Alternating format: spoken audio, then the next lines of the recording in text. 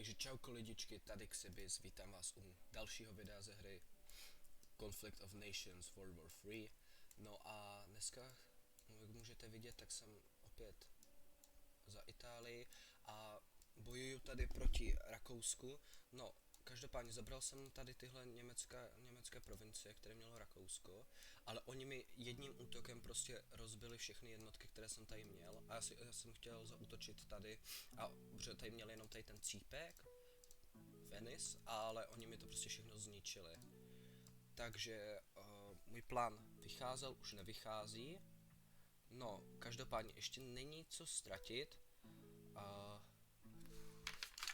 A koukneme se, a zrovna nám napsala Francie, že se nechceme steamovat.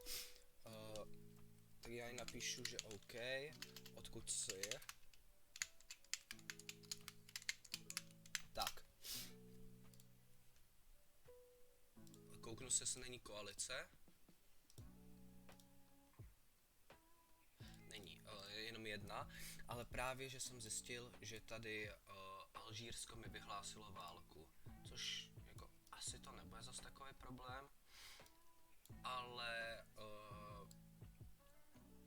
pokud budu prohrávat nějak tady proti Rakousku, tak to bude dost špatný.